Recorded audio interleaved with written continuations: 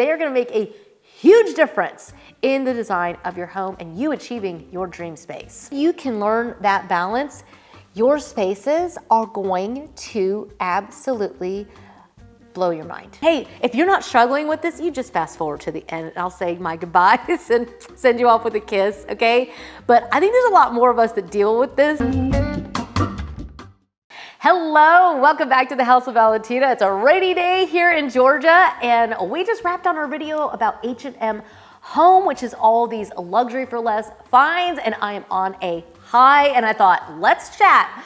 While we're on a positive note, let's chat about some things I wish I'd known before. Okay, so today I'm gonna be sharing some things as a designer, lessons that I have learned sometimes the hard way myself. I've been married for 25 years, been working in design for well over a decade, and I would say that a lot of these lessons I learned in my early years. When we had our first apartment, we were just so proud of our little one-bedroom apartment, couldn't believe we had our own space, and I've learned so much.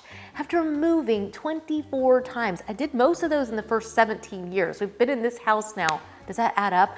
We've been in this house for about 8 years. Yeah, so we moved about 24 times in 17 years, and I had to set up houses all over the globe. And I learned a lot by renovating those along the way, so that when I started to work for other people, I really just knew what I was doing and I was grooving. And so I think those are really important things that I hope I'll be able to pass forward to you, that will save you time, they'll save you money, and whole bunch of tears. So make sure you hit subscribe if you haven't already, and let's dive into things I wish I'd known before. Well, okay, decor trips. Decor trips. If we get into all the things I wish I'd known before, we're gonna be here a while. Let's jump in. Okay, the first one is actually one that I feel tends to be quite unpopular, and I'm just basing that off of views on videos, because if I do a video about when to splurge, it gets so few views that I don't even use that title anymore. People don't want to learn how to splurge. They want to learn how to save. And the truth of the matter is that the best way to learn how to save is actually to learn when to splurge. This is something that I learned over the years, and it has saved me a fortune, because you would think that splurging just comes naturally. It does not. People don't always splurge on the right things. A lot of times they splurge on really things, honestly, that really don't matter. So let's chat about this. So let's dissect it for a second. Okay, so what does that even mean? How do you splurge well? There are certain things that I think are worth the splurge, and these are things that I encourage my clients to spend a little bit more money on. What do I include in that? Well, hiring good help sometimes isn't going to be the cheapest help. Sometimes hiring good help is going to get the job done right and do it well and do it the right way that it's actually supposed to be done without being wasteful, coming back and asking for more money because something needs to be, that's not good. It's not good. Hiring good help to help you do the jobs that you cannot DIY in your own home or shouldn't be DIYing, that is worth the splurge. When it comes to things that you buy for your house, I think anything that's going to be structural, anything that is going to be lasting, like your hardwood floors, your hard surfaces, your cabinets, your hardware, these are things that I believe are well worth the splurge, because anything you're going to be touching and touching often is going to get the most wear and tear. So I would splurge on these items. Same with your sofa, your bed, your mattress. I swear by my mattress. The Birch mattress is amazing. Not sponsored. I just need to give that one a little shout out. I'll link these items down below for you if they have a link that goes with them. But I think mattress, sofa, bed, your chairs that you're gonna be sitting in, these are all things that are well worth the splurge. You really need to spend as much as you can on these items and get the best quality you can afford, because they're long lasting. At least they should be. And I've had so many beds I've tried to save and they just fall apart.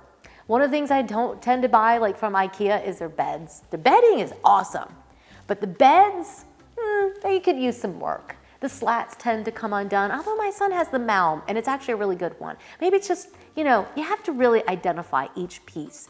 And you're looking for something that looks like it's going to last. You're looking for quality. Those are things that are worth the splurge. Now, what is not worth the splurge? Well, I love to splurge on candles, but honestly, you don't really need to do that. That's just something that I just really like. And in the beginning, those are the kinds of things I would splurge on and then try to save on the furniture. And it wasn't a good ratio, okay? You want your furniture to last you. The candle's gonna burn down. So save on the candle and spend on the furniture, right? When my clients are asking, they have this amount of money, it's gonna be tight. We're gonna save on the accessories. I guess we can kind of combine these, right? Like save on the accessories. I mean, look at this from H&M, okay? They sell items like this from other designer shops, and I think at times it's worth splurging on accessories when you find something that's really unique and really special. I have a few pieces like that in my home that are just like this lamp. That is a splurge. It's just something that's different. It's a very big size, right? Like it really sets the mood for my space. That's when I splurge. But a little candle that's gonna be sitting out, it does smell awfully good, and I've bought the Dior ones and they are a fortune, and I don't really think that they're necessarily worth the splurge. I just really enjoyed them, so they were worth it to me, but that's not what I would recommend to my clients, okay? Not what I'm gonna recommend to my clients. I'm gonna recommend to them, spend the money on the lamp. I'll help you save on the candles. I'll help you save on the pillows. Having pillows made from custom fabrics, wowzers, who doesn't want to do that? But learning where the money is better spent is going to give you more to work with, and you're gonna be able to get to your dream home a lot faster. So I think learning when to splurge is actually, those should be the videos that are clicked on the most, because those are really important ones. And I think they're really telling you where's the value in this. So yeah, little word of wisdom. I'll leave some links down for videos. There aren't very many of them about splurges because people don't like to click on them, but they're the ones that really have the valuable information locked up inside of them. But let's move along to the next one, which is showing restraint. She says while surrounded by her H&M haul. I have learned how to show restraint. I did not always do that. I would just go into stores and spontaneously buy whatever little knick-knacky things were in there. That little dollar section at the front of Target, which they've now like upped the prices, that section was always very dangerous for me, and I almost never buy anything out of that anymore. I would say almost like restraint, like impulse.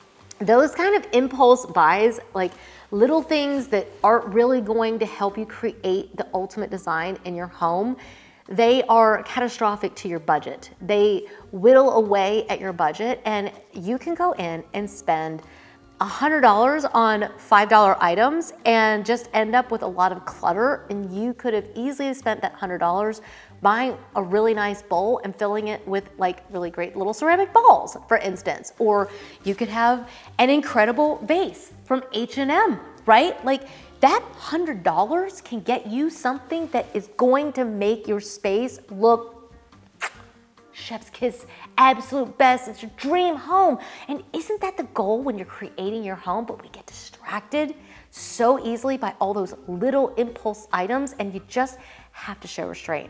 Home goods is another one where I feel like you just have to show restraint. We talk about home goods all the time.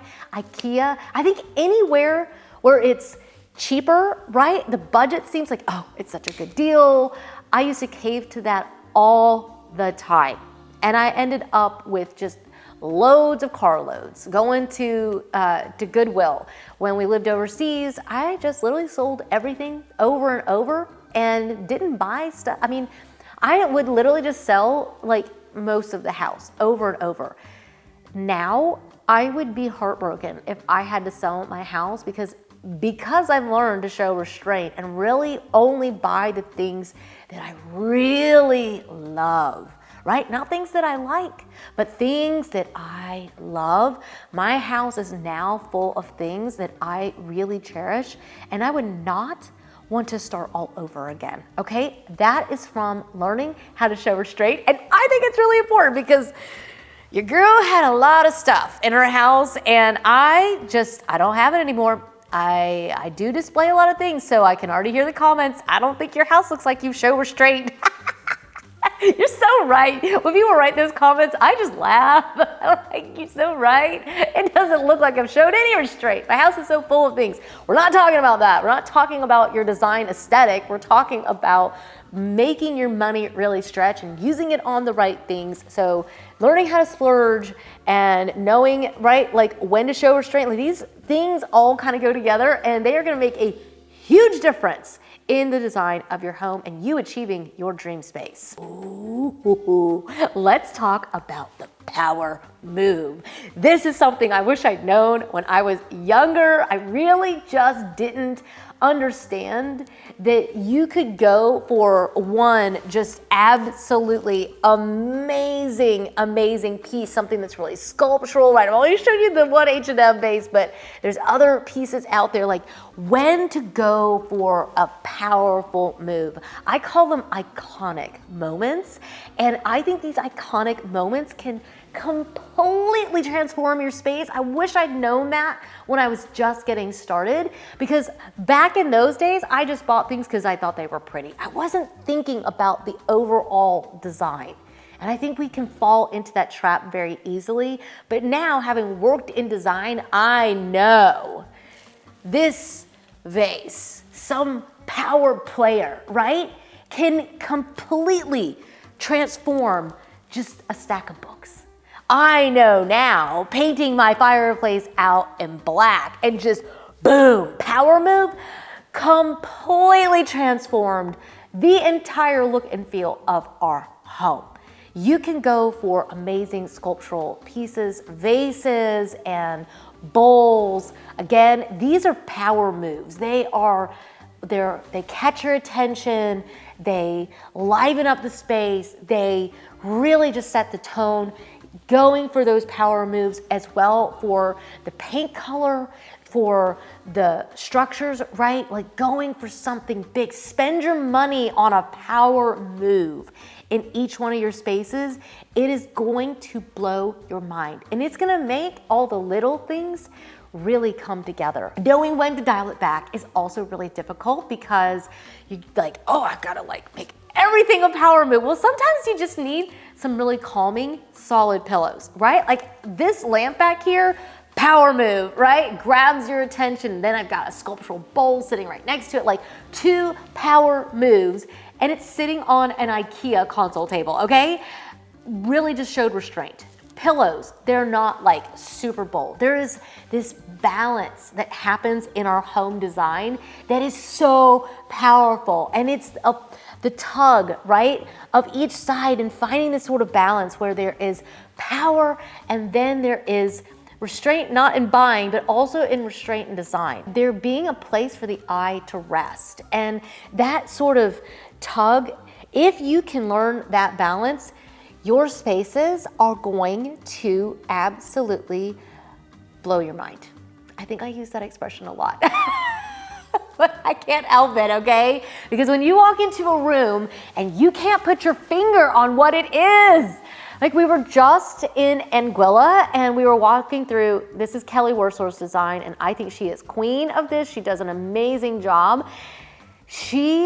Walking into that lobby, the power move with the ceiling and the walls that are literally a contemporary patchwork of marble. I mean, it was like, oh, oh my God, what?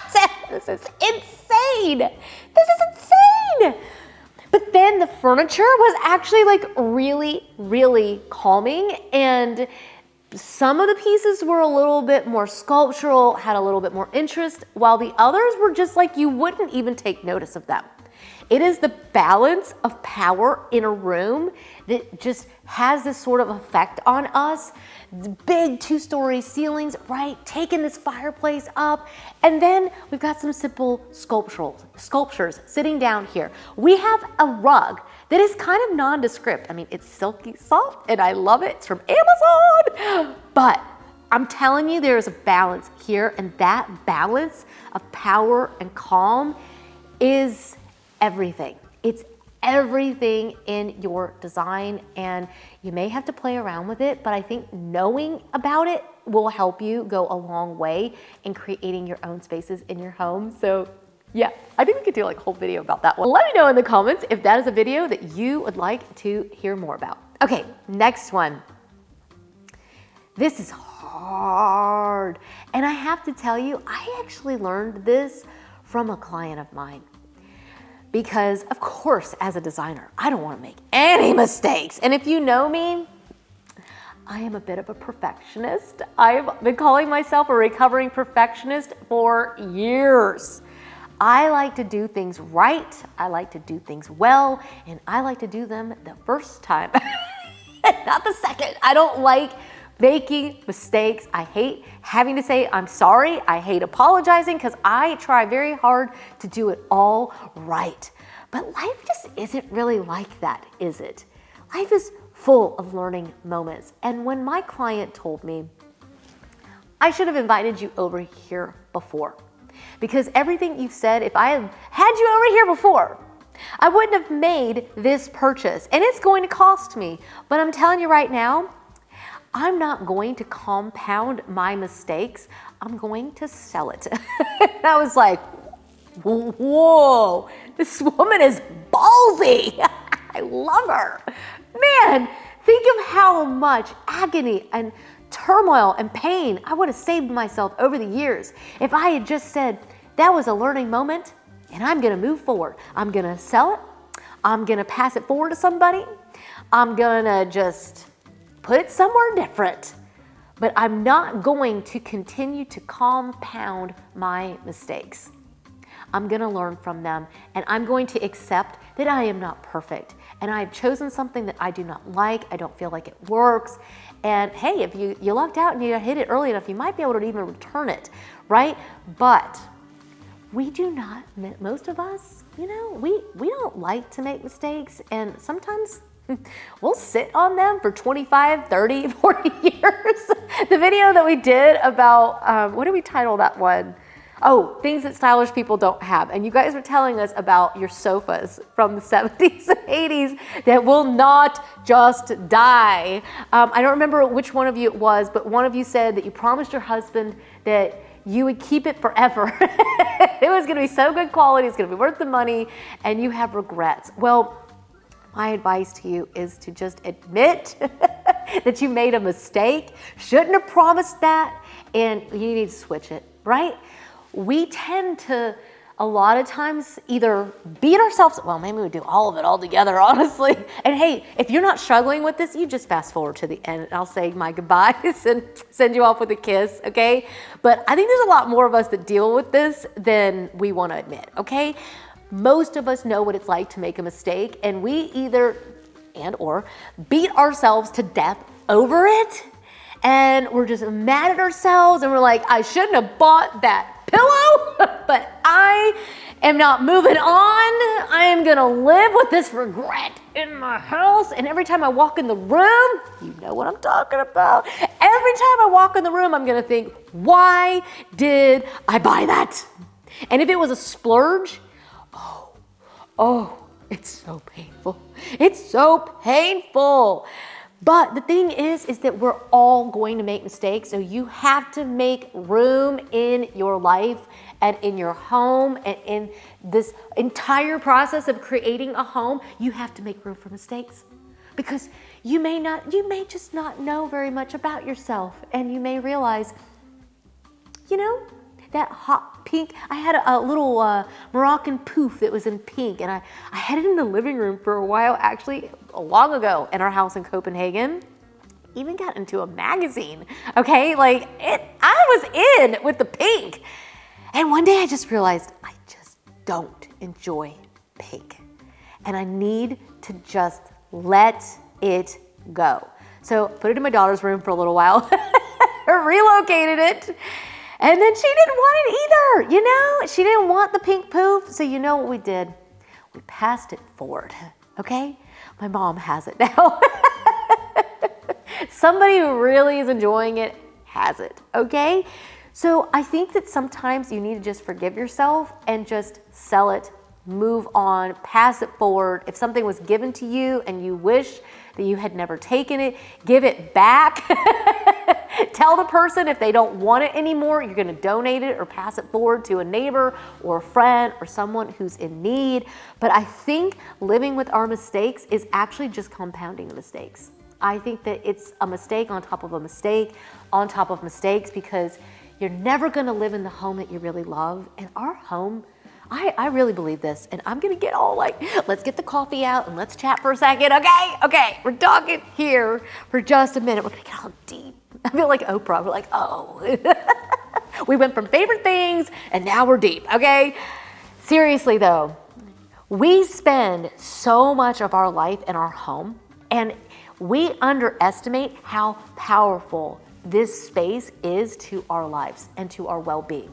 It is the space where you need to come home. You need to, being on an airplane always reminds me of what being out in the public with people. You're just like, there's so many people and so many personalities. And if you work in an office, you know, right? Like you're dealing with teachers at school. There's all this stuff going on outside of the walls of your home. You need a refuge where you are allowed to just simply unwind, be yourself, celebrate with the people you love. And I really believe, I will go down saying this, your space is so powerful to your mood and to your well-being that you are doing yourself a massive disservice to not make a home that you really love. Drop the mic. You just need a space that you really love. And so if you look around your house and you're like, I don't actually love where I'm living.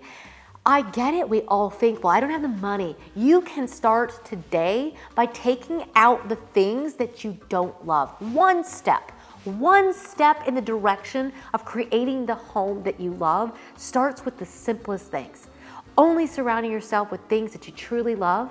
You may need to just go and start decluttering your house, taking things out that were expensive, taking things out that were good deals, and start actually saying, I am only going to fill my home with things that I truly love. And when you do that, you might need to paint and you might have some projects, and I know because I have a deck I need done. I've got a basement that's unfinished. I've got projects in just about every room of my house. I know what it's like for things to take a long time. We waited years to be able to put down the floors in the house. It took us so long to save up. I know what it's like when you don't have the money to do it all in a day. But that's not what this channel is about. It's about building your dream, doing it as you can, and making the best decisions you can along the way. And sometimes that is also admitting defeat and altering your course to one that will put you on a better path, because I just believe it's that important. So I'm getting off my soapbox. I can't help it, okay? Your girl is just passionate about this. I believe in it with every fiber of my being. It's why this channel is here. 8 years, this channel. Well, actually, I think we're at 9 years now, okay? Almost a decade. And every week we're here. Every week. How do you keep that up, people? It's because it comes from such a love and a passion. I just believe in it. I know it will change your life. And I'm just so delighted that I get to be on this journey with you. Oh my gosh, I can't believe it. Amazing. So thank you so much for joining me. Let me know down in the comments. I need to hear, I can't hold my coffee. We're gonna end up with coffee all over this pillow. I need to hear from you.